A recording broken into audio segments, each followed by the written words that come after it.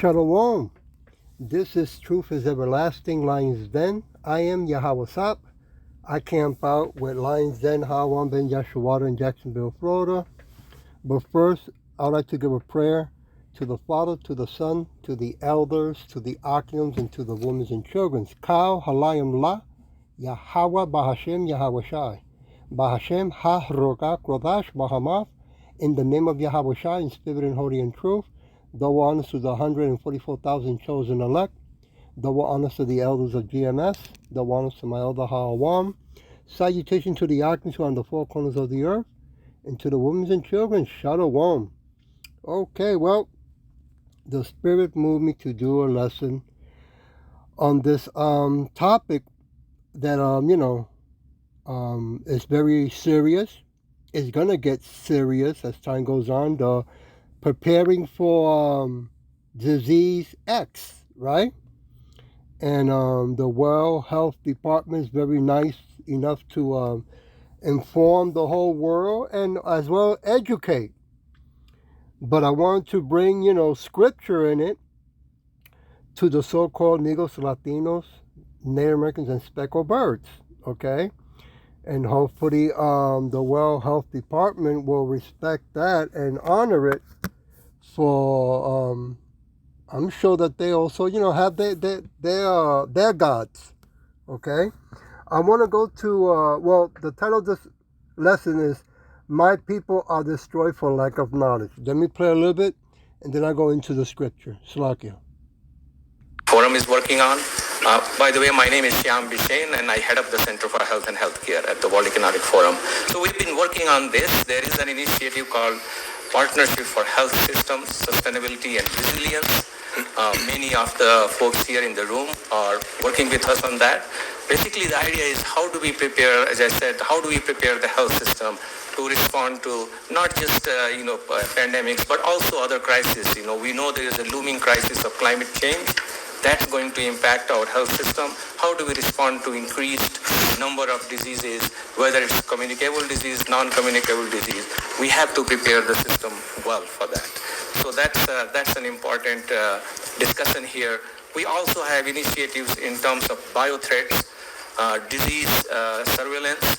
How do we make sure that we have a good global disease surveillance? We have data systems that can be accessed quickly so that private sector can do their job. They can come up with medical countermeasures, whether it's vaccines, diagnostics, or therapeutics.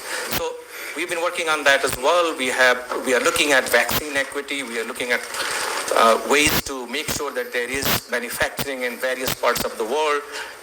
Africa was a big example, making sure that we have capacity there to make vaccines in case there is another pandemic. So those are some of the things we've been working on. But I think today we are really grateful for this distinguished panelists here to talk about this. Without taking much time, I will hand it over to our excellent moderator here, Dr. Nancy Brown. Nancy is the CEO, Chief Executive Officer of American Heart Association. Nancy, I will hand it over to you to introduce the panelists and take it on from here. Thank you. Thank you, Shyam. Thank you all so much for attending this very important discussion. And I appreciate your opening comments. I have the highest regard for the Center for Health and Healthcare and the work that only the World Economic Forum can do to bring all of the actors together to address really important issues. I had the honor of serving as the chair of the Health and Healthcare Governors during January 2020's meeting when we first were planning for what we then know, of course, was a global pandemic. And I admired then, and I continue to admire now, how the World Economic Forum thinks ahead. And so, as Shyam said, the goal of our discussion today is to really talk about what can we and should we be doing to make sure our health systems are prepared for any future crisis that might come along that requires global collaboration and participation? And how can we be sure that we learn from the past to strengthen systems for the future? And that will be the goal of our discussion today. We do have a very esteemed panel of experts here that I'm honored to introduce. And in introducing each of them, I'm going to ask them to give some opening comments as well about the key components, very briefly, that each of them believe health systems should prioritize for an effective response to a potential crisis. And of course, it's our honor always to have Dr. Tedros with us, the Director General of the World Health Organization. And Dr. Tedros, may I ask you to answer that very simple question to start with? Thank you. Can you rephrase maybe the question? Yes, of course. At the highest level, what do you think health systems should prioritize for an effective response to a potential crisis? Yeah, I think that's a big question, but I would like to start with especially the disease X. It's attracting a lot of attention, and I hope you have seen in the social media. But it's not a new idea. The first time we used the terminology was in 2018. The discussions were in 2017. I was just new Director General. As you know, we annually list the emerging diseases. And MERS could be one, Zika, Ebola, those we know. But then we said, there are things that are unknown that may happen.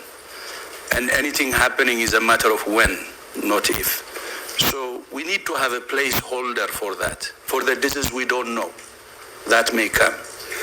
And that was when we gave the name Disease X. So Disease X is a placeholder for unknown disease. I just wanted to start by clarifying that because there is already a lot of attention. If I may, although COVID came immediately, we were preparing for COVID-like disease. You may even call COVID as the first disease X. And it may happen again. Of course, there are some people who say, oh, this may create panic. No. It's better actually to anticipate something that may happen because it has happened in our history many times and prepare for it. Yep.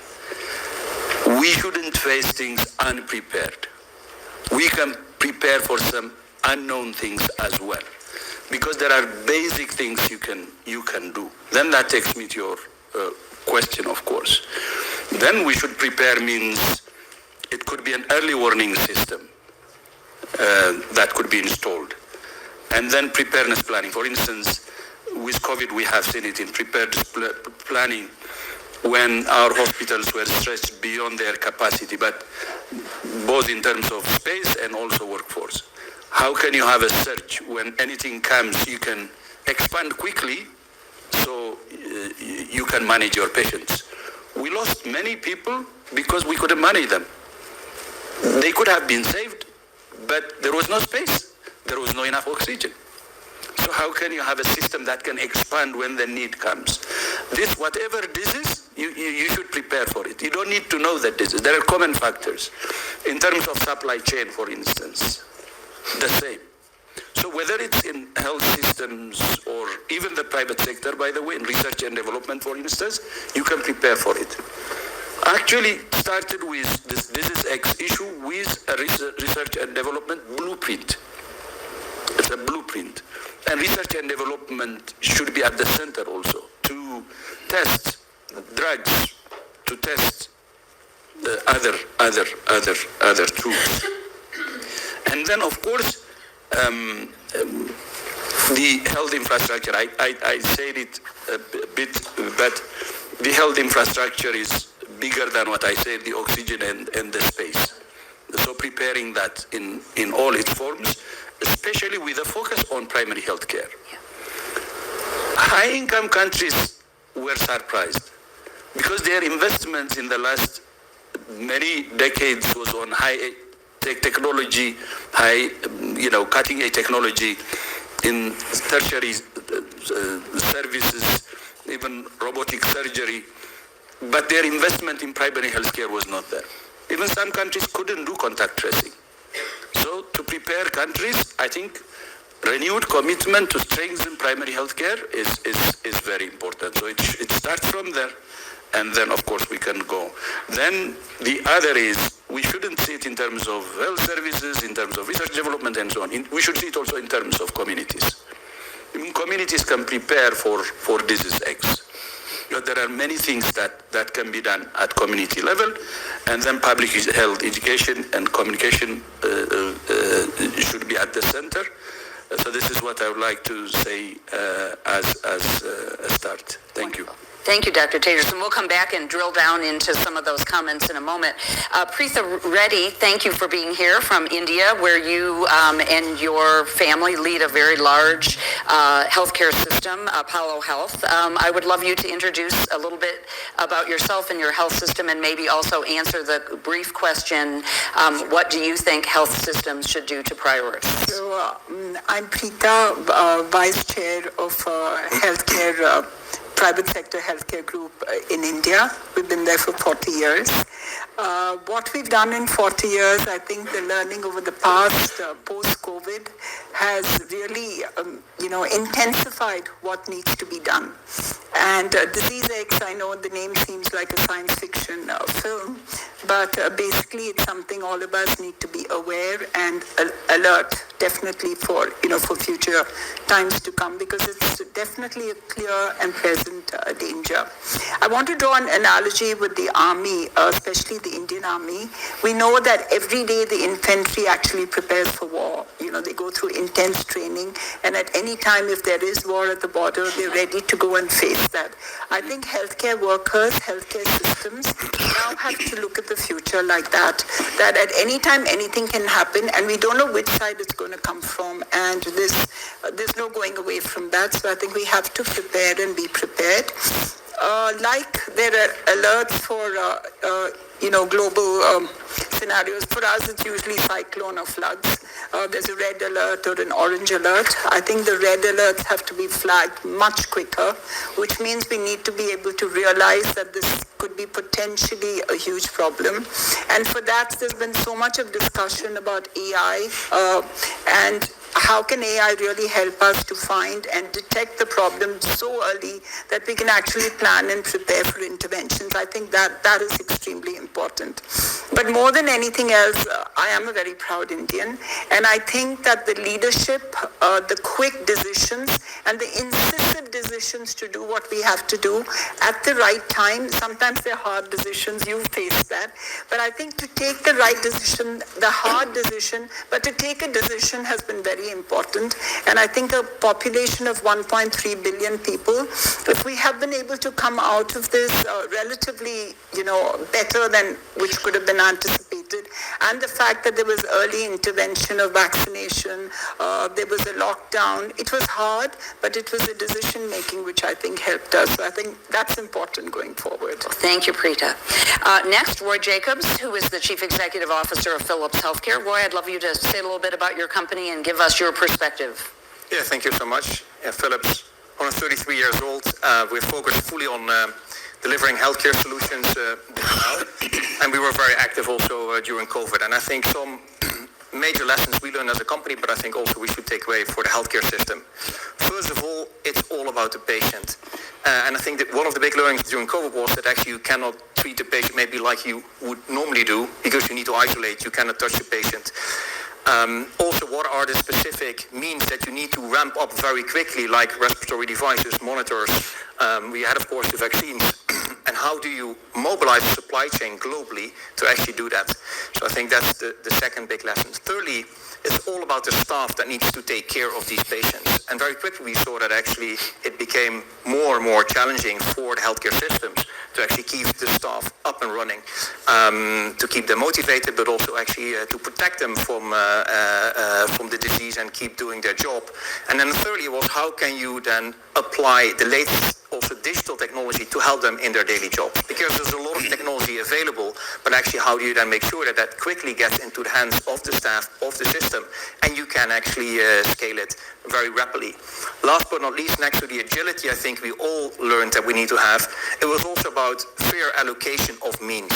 And as an industry player, that is not an easy task. And actually, we were very close with the WHO as well to make sure that actually in the allocation mechanisms that we had, that we made sure that everybody in the world could benefit from equipment. Because very quickly, what you see, people get very centric on their own interest. And actually, if the system closes down and everybody only focuses on their own interest, actually, we cannot solve a global crisis. So I think keep the world open, make sure that we allocate fairly, and that actually we keep the scaling up possible is something that we took away as some of our lessons. Wonderful, Roy. Thank you so much. Next, it's my honor to introduce Her Excellency, Nisha Trenden Lehmann from Brazil, the Minister of Health of Brazil. And I would invite you to use your headphones as Her Excellency will speak in Portuguese. If you could introduce yourself and say a little bit about your perspective on health system strengthening. Okay, thank you.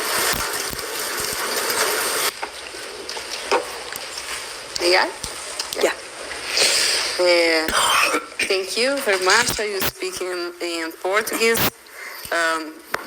Primeiro, eu gostaria de... First of all, I'd like to say a perspectiva do Brasil. that I bring the perspective of Brazil, the Mas faço uma breve vision of the Ministry of Health, but I would like to make a sort of more encompassing reflection along the lines of what my fellow panelists have done. First of all, Dr. Tedros Adhanom made a good explanation about the origin of disease X.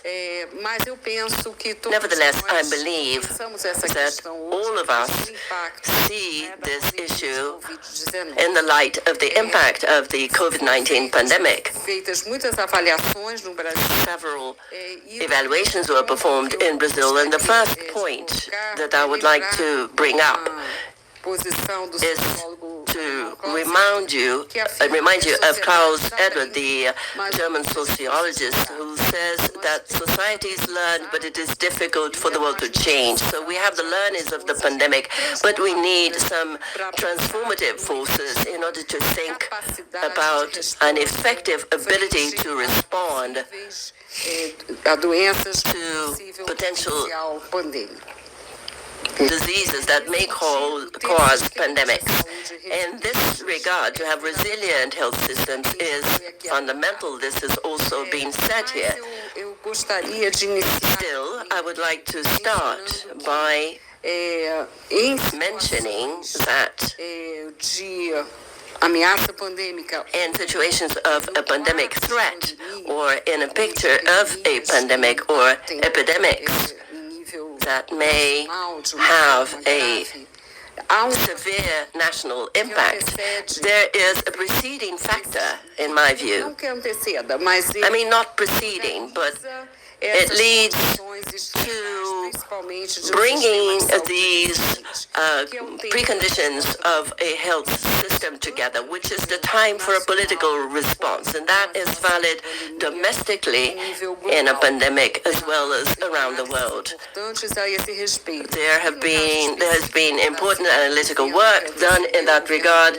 And in the case of the administration prior to that of President Lula, what we saw was a very negative response in view of the possibilities of the health system. The country failed to respond in that pandemic, presenting 11% of COVID-caused deaths with a population that, if we work this out, comes out as 4%. So what to do as of now? A few points that I consider important. First, the investment in R&D and innovation and decreasing the inequality amongst countries in this regard, especially concerning the development and production of vaccines, medication, diagnoses, and tests. So we are proposing an alliance que se incentive essa produção for such regional. production to be made at a local and regional level. At the same time, Que it haja is uma visão integrada da very important vigilância for de a possíveis, vision novos- to be novos implemented possíveis, novos surtos, novas about epidemias, an encompassing potencial. surveillance for diseases and possible epidemics and pandemics. This surveillance should be seen in a whole fashion, starting with primary care, as Dr. Tedros has said. We also want to reinforce epidemiological centers in the country so that surveillance can be better oriented. In this regard, I'd like to stress a Brazilian experience of the Center for Health Data Collection and Analysis, which is an agency that attempts to integrate data, which is another crucial factor when you think about structuring to respond to pandemics, to integrate data and to be able to analyze them in order to ensure such surveillance work. One of the projects in course is one of early warning. Okay, let me stop it right there. As you can see, it's getting pretty serious with this Disease X and also with the topic of pandemics that can or will hit worldwide. Okay? But first, before going to the lesson, let me read I looked it up, what does X stand for, right? And this is what popped up in Google. The letter X often symbolizes something unknown with an air of mystery that can be appealing. Just look at Elon Musk and now X as a new name for Twitter. You might be most familiar with X from math class. Many algebra problems use X as a variable to stand in for an unknown quantity.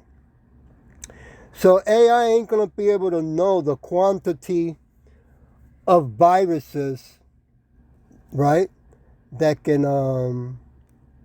multiply, or whatever word that they use, to go worldwide, right? That never has happened before, okay? That one is not one, but it's many different, right? I want to go also to the word of science before getting into the lesson. And it says science means what?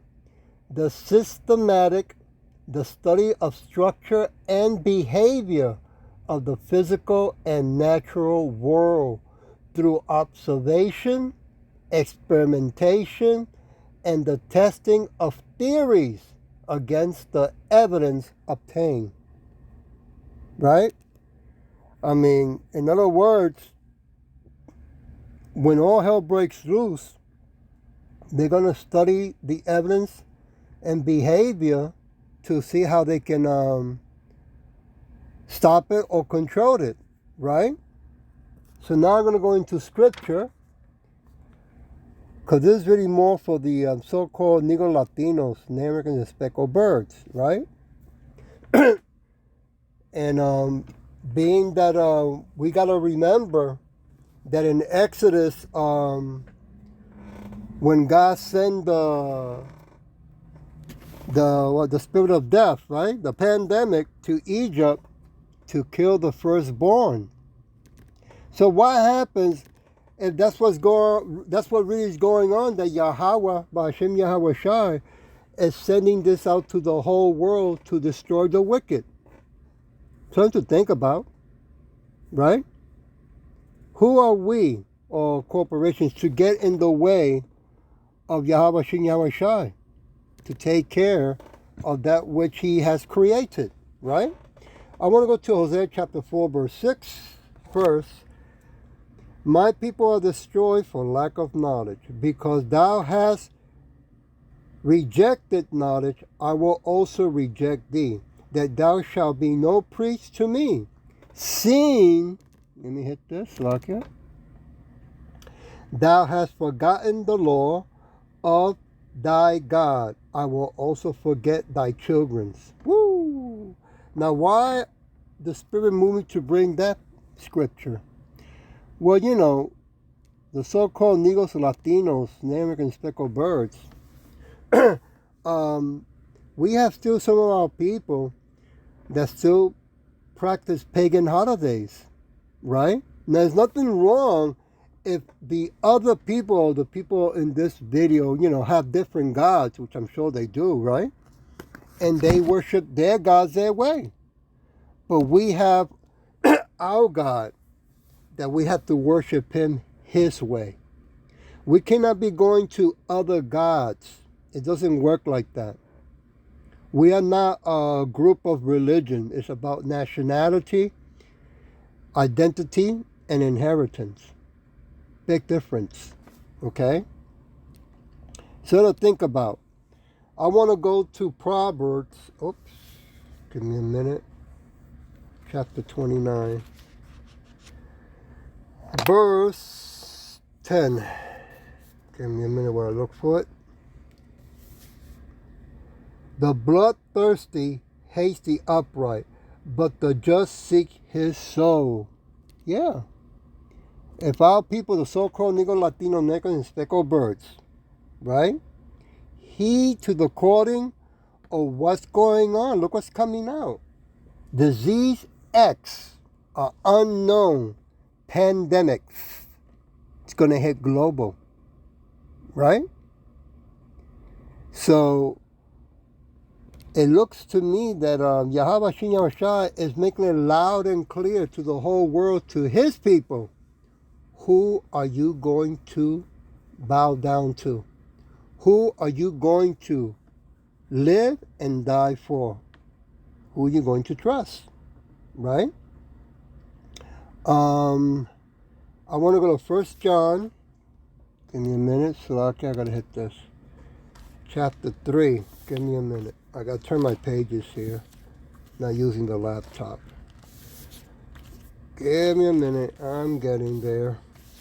1 John chapter 3, verse 9. Oops, got to one more page. And it says, whosoever is born of Yahweh do not commit sin. Now, when it says born, it's really meaning one who brings another over to his way of life. Right? So Yahweh Shai sent out his people that he called, okay, to go out in the highways and byways and call his people, the so-called Negro Latinos, Native Americans, and speckled birds, right, to come over to his way of life. Because his way is our way, right? We follow the sun, okay? And being that this is a pandemic, how can I put it? You know, when you go to the doctor and you're diagnosed with a severe health problem, right? Sometimes they can even tell you that you might have, a couple of months or a year, right? Well, the health department, that's what it's really doing, okay? It's announcing that this can take a lot of people's life away, worse than the first pandemic that they talked about, right? That a lot of people, of all ages, by the way, right, are going to die. So they want to do the best that they can. But I just read to you what science means, okay? And they're going to trust AI. That's the question that one has to ask themselves, the so-called Negro Latino, Native American speckled birds, right? Do you want to trust a machine, or do you want to go back to your God who created all things? I want to go to verse 10. Wait, did I read this? Who committed and cannot? Okay, Slakia, verse 9. I didn't finish verse 9. Slakia, do it again. Whosoever is born of Yahweh does not commit sin, for his seed remains in him, and he cannot sin because he is born of Yahweh. Verse 10. In this, the children of Yahweh are manifest. Right? Manifest.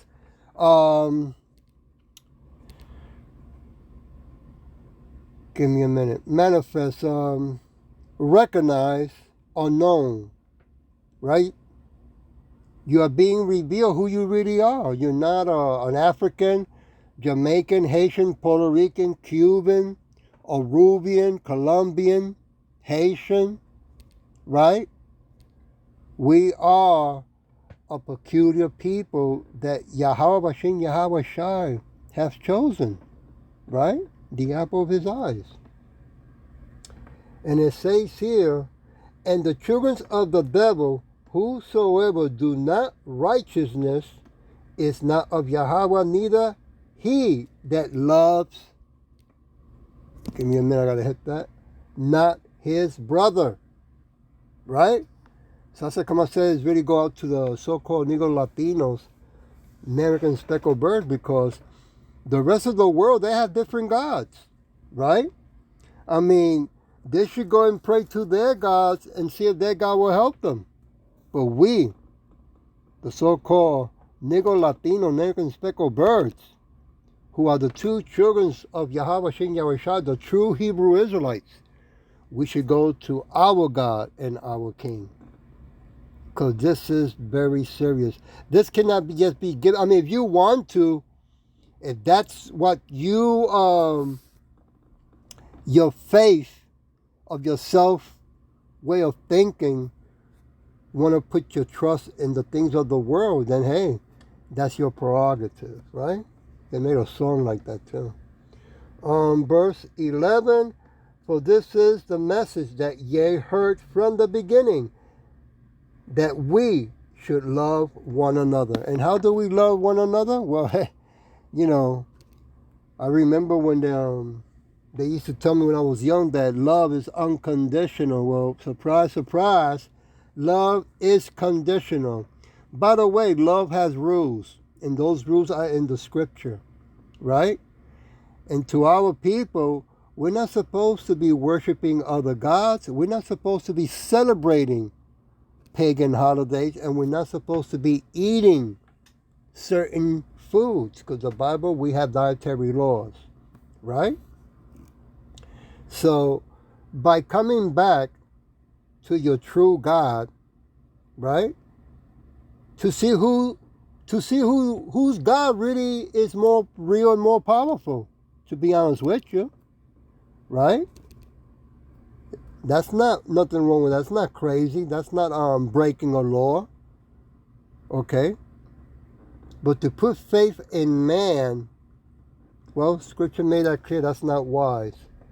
I want to go to verse 12, and it says, not as Cain, who was of the wicked one. Now, if you don't know Cain was a brother of Abel, and he murdered his own brother. Right? Because Abel, what he brought to Yahweh Shem Yahweh Shai was righteous. But what Abel brought was wicked. Right? He didn't bring the first fruits. Okay? He wanted to keep it to himself. And slew his brother, and wherefore slew he him? Because his own works were evil, and his brother righteous. Verse 13. Marvel not, my brethren, if the world hates you. Yeah. Just because we want to stand strong in the true name of Yahweh Shem Yahweh Shai, and not bow down, not trust, or not take what they have to offer, right? There's no need for no corporation to be hating people who do not want to comply. You see? Now, of course, there's an old saying, let nature take its course. Well, we say the same thing, let God take his course. You see? Give me a minute. I want to go to John chapter 15. Give me a minute. John chapter 15. Whoops. Oh, keep going. What happened? Hey! Give me a minute. Looking for my, Oh, I had it right here. Give me a minute. Looking for it now, believe it or not. Ah! No, that's First John. James.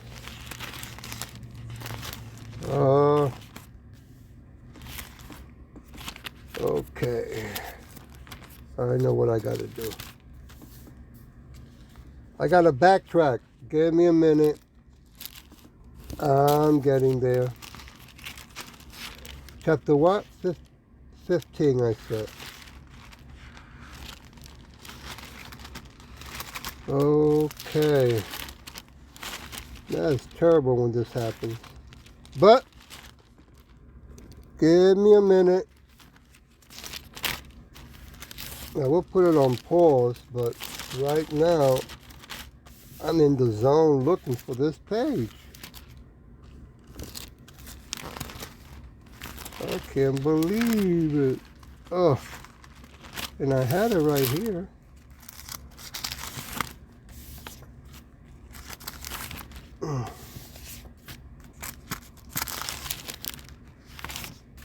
Oh boy, I think I'm gonna have to keep moving on then. Give me a minute. Okay, I'll do it like this. Got it. There we go. Got it. That was 15 I said. This 11, 12, 13, 15 verse, and Slakia for that. 15 verse 18. If the world hates you, ye know that it hates me before it hated you. Right? Verse 19. If ye were of the world will love his own. But because ye are not of the world, give me a minute, I gotta hit this. But because ye are not of the world, but I have chosen you out of the world, therefore the world hates you. Okay? So, you gotta take that in consideration, right? And take it real seriously. Because the World Health Department cannot guarantee and put in paper that what they're gonna study and invent is gonna work for everybody, is gonna protect everybody. Okay? They can't put it in writing as a guarantee.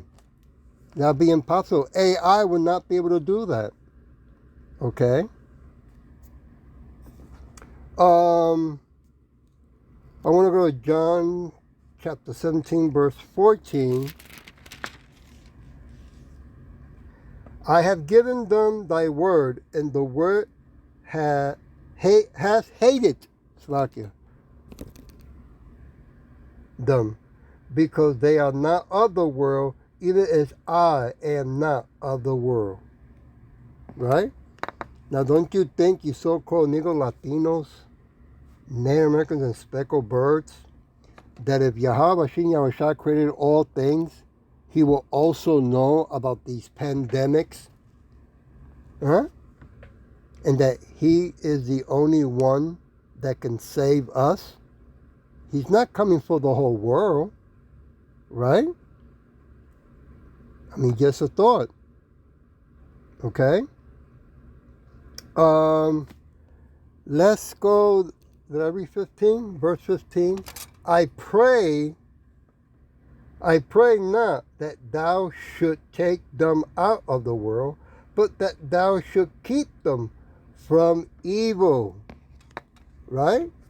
That's a sincere okay, advice. He doesn't want to take us out. Okay.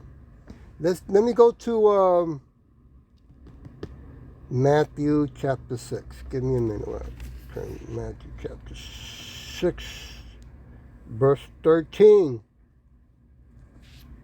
And it says, and lead us not into, here we go, temptation, but deliver us from evil. For this is the kingdom and the power and the glory forever. Amen. You see? So we live in an evil world, okay? While the industry of this world doesn't talk about it or, doesn't put it that way, but we use the scripture in the name of Yahweh Shem Yahshai to guide us how to live in peace in this wicked, evil world. These are the facts, okay? I mean, they just talked about not only pandemic, they even talk about war, right? And if you take the time and look into my elders' videos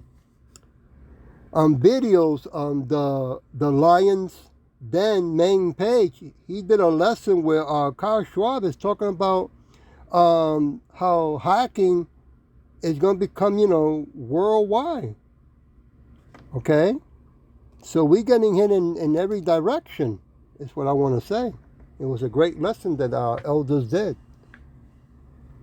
Then we go to Revelation chapter 4. Give me a minute. Turning the pages. Right here. Chapter 4, verse 11. Thou art worthy, O Yahushai, to receive glory and honor and power. For thou hast created all things, and for thy pleasure they are, and were created. See?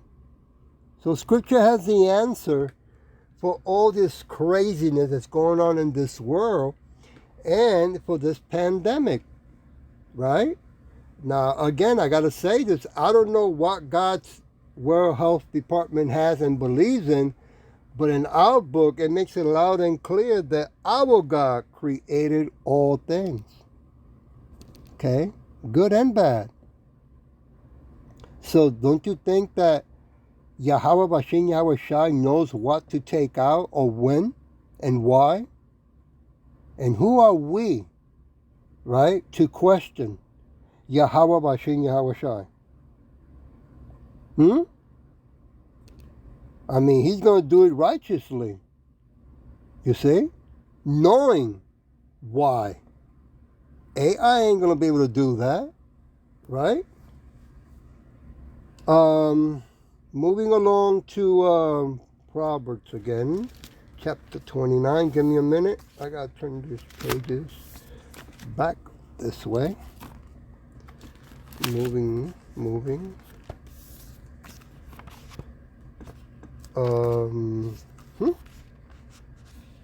29 verse what?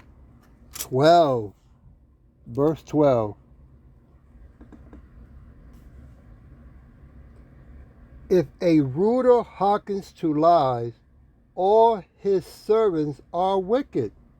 Yeah, if all you're going to do is just believe there's only one way, right, of a life and death situation. By the way, it just came to me right now.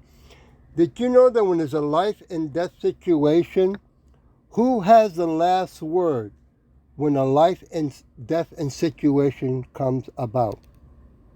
Something to look into, right? Who has the last word? When a person murders people and he is sentenced to death, he has one wish, right? He might say he wants a special food to eat, or he might ask for someone to come over and pray for him, right? His last words. Well, this pandemic that's going to take people's life, right? people have the last word. They're the ones who are going to be dying, right?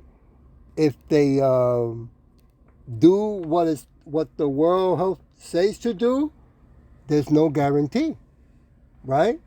They can only do the best they can with what they got, and they're going to be using the wisdom from below, not from above, right? Because there's too many different people working that have different beliefs, and that has to take into account different gods, right? Even AI that is being programmed, by whom and what his belief system is, right? Now, if AI is atheist, well, then that's his God. You see? That's the name of his God. Just to throw that out there. I want to go to Proverbs chapter 14. Yeah, 14. Oh, give me a minute. I mean, this is a life situation, life and death, it's like a situation that's going to come to the whole world. And why should we put our trust, our life, into one corporation? Or to a corporation, Slovakia. Corporations have to respect that the living and breathing of flesh and blood have a belief system. Okay? And that belief surpasses all official corporations. Chapter 14, verse 33. Wisdom rests in the heart and the mind of him that has understanding. Okay? Understanding of what? Give me a minute. But that which is in the myth of fools, right, is made known. In other words, understanding that there is a living, breathing God. See how easy that was? Right? And that he only coming for his people. Right? Who are we, or who is the corporation to get in the way of that who created all things? Now, of course, I got to repeat this again.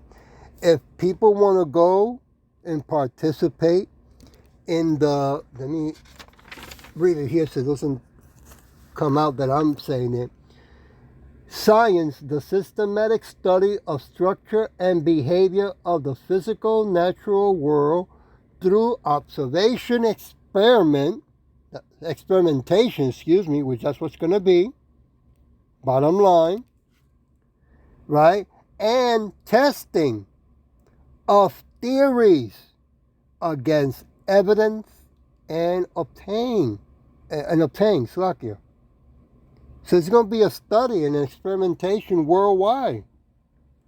Now, who wants to participate in that experimentation is up to you, right? I mean, they're not saying it that, but when you look up the word science, it's telling you what exactly it is. Okay? Now, I don't know about you. I do not like being experimented. Right? I don't comply with, it's bad enough that they experimented with things on the air, things in the food, with our clothes. Now it's with our health, or with our body, Slovakia. You see? And we obey what Scripture says. Right? That's a no-no. Okay? I'm going to leave it. Give me a minute. 14th. Okay, I'm going to leave it with J. Oh, no, wow. I left something out. Slovakia. Then we go to Ephesians chapter 6. Thank you, Yahweh Shai. I knew it was something that I was missing. Slovakia for that. Ephesians chapter 6, verse 12. It says here, there's a reminder to our people, the so-called Negro Latino, Americans, and speckled birds, okay? For we wrestle not against flesh and blood, but against principalities, against power, against the rulers of darkness of this world, against spiritual all wickedness in high places. We cannot take that for granted, right? These are the facts of life, okay? So now I'll leave it with James chapter 3, verse 17. Give me a minute. 17. Is it 17? Slacky, I gotta look. Give me a minute. I think it was 2. Yeah, 17. But the wisdom that is from above is first pure, then peaceful, gentle, easy to be intrigued, full of mercy, good fruits, without partiality, and without, give me a minute, see if I can pronounce this word, hypocrisy, right? Hypocrisy, the practice of claiming to have moral standard or belief to which one's own behavior does not conform. Pretense. We got to take all that into consideration because there's a life and death situation that they're putting in front of us, right? Something that that is going to take so many people's life away, and it's going to be worldwide, okay? And they're going to experiment worldwide, and they want AI to study the experimentation to save the children's. If the parents are going to be taken out, then what happens to the children's? What happens to the children's morals? What happens to the values of the parents, right? The history of who they really are. It's not passed down. It's erased. Undistinguished means tacking, distinguished, unexceptional, not out of the ordinary. Oh, lacking. My own writing. So, lacking distinction, unexceptional,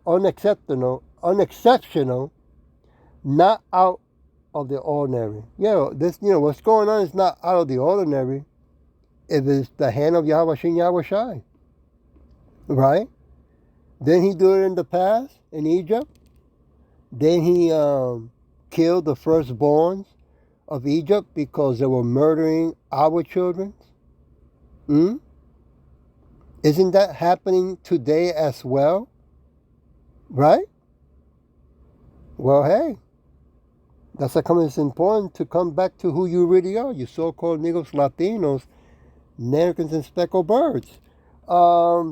Unintelligent means impossible to understand. And right now, that's what they're saying, that on the ZX, right, is unknown. I hope that this was edifying. And with that, I say, Shalom.